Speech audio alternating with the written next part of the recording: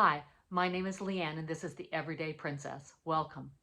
Isn't it amazing that being the daughter of the King of Kings transforms our everyday lives, even when it comes to a global energy crisis? A few months ago, I called my electric company because I'd heard rumors that prices were going up sky high. And I called and talked to the lady and she said, you have a super rate right now, but if you had to change from your contract now instead of at the end of the year, then you're looking at a 500% increase.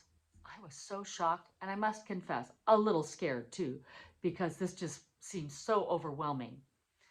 And I know that God promises He will always be with us and He will always care for us.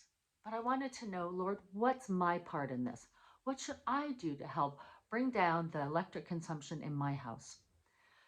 So, of course, I talked with my lovely friends in the house, Hannah and Tanya, about what could we do.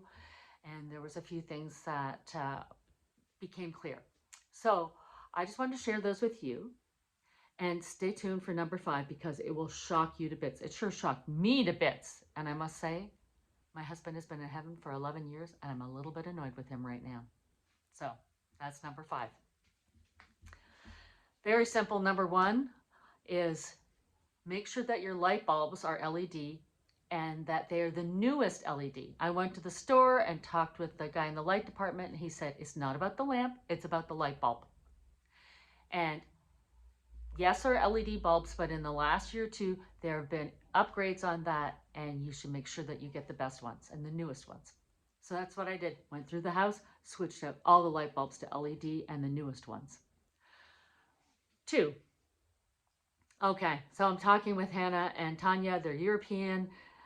Most Europeans never use a dryer. They always hang out their clothes. And they said right away, hey, just stop using the dryer. And I'm like, oh, okay. And so we looked online at where people can sell their used items for cheap and found a big one of those umbrella style laundry lines. And Tanya went with me to check it out. And she's very detailed. So she checked it all out and was pleased with it. And so we brought it home and put it up. And you know what? I love hanging out my laundry. I do. It's fun. It's kind of a social experience too. I've only used my dryer once in the last 4 months. And yeah, I miss it a little bit.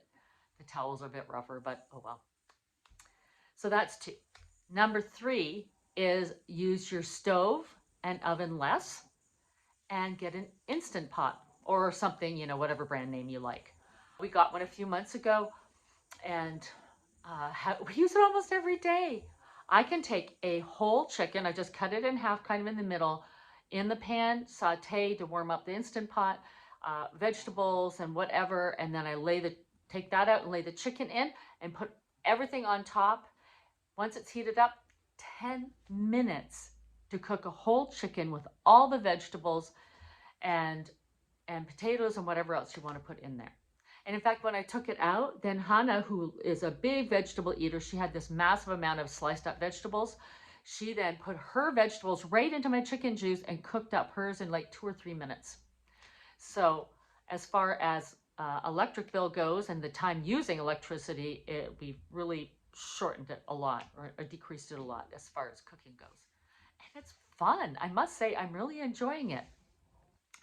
So number 4 is turn off your appliances when you're not using them. It's not enough to put them on standby. I literally have on every plug in the house, basically where there's an appliance now, one of those switches, either one switch that turns everything off on that plug, or I have somewhere when they're going to be using lamps in the evening, and so you can't turn the whole thing off. So I bought a few where there's a switch for every single plug. So once they're done playing with the PS4 or whatever, switch it off. And when I'm done with the microwave, which has the coffee maker and the electric kettle attached to it too, when we're not using them, the switch is right there and we just switch it off and there's no extra electricity being used, because even if it's off and on standby, there's still a little bit of electricity being used. And when you add up all the things in the house that are like that with your computers and laptops and all the chargers happening, it adds up. So the 5th one, this is the one that really shocked me. I thought I'd gone through the whole house, gotten rid of everything, unplugged anything I could think of. And then I went into the garage last Sunday morning and I'm looking, looking around. I hear this funny humming sound. And I'm looking all over, where is this? Because, I'm on high alert these days, anything that uses electricity. And I look over, and at the back of my husband's work table with all his tools and things, yes, it gets used, the whole tool thing and bench and everything, but obviously not as much as when Warren was here. And I noticed a transformer sitting at the back. I thought I'd get rid of all of those. They've been around for ages, and I just wanted them all out. And I thought, oh, well, that's been sitting there doing nothing for years. I don't see any, there's no lights, there's no switches saying that, that are lit red, saying that there's a plug working. So I touched it. It was hot.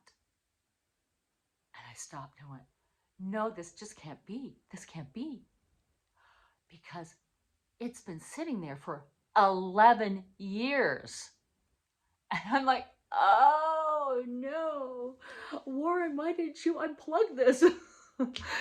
And so a friend of mine who's an electrician calculated, a rough estimate, can't be exact.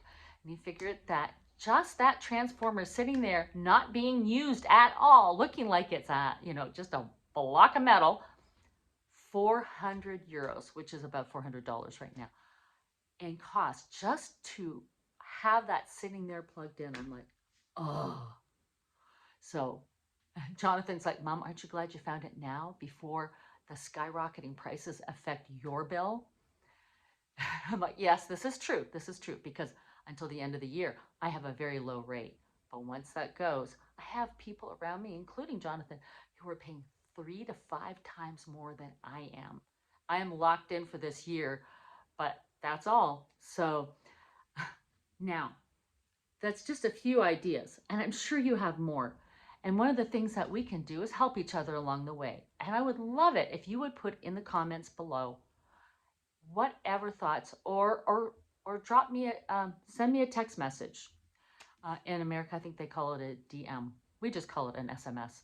Not sure really why, but so if you want to let me know and share some ideas, I think that we can help each other along the way. I am looking into getting a whole solar system for the roof of the house, and at some point that will be another video, because boy, am I a novice at this and asking a lot of questions and figuring out what everything means. And so at some point I'll definitely do one on that too, because we need to help each other. I'm sure there's more than just me out there who goes, I don't know anything about a solar panel system for the roof, and do you need a battery, and do you need a whatever, and what are all those little letters meaning? So please feel free to share. And remember, above all, yes, we should do our part, but God will take care of us. He will always be with us. He promises never to leave us. He is our good shepherd watching out for us. And I hope that encourages you today. That's all for now. Bye.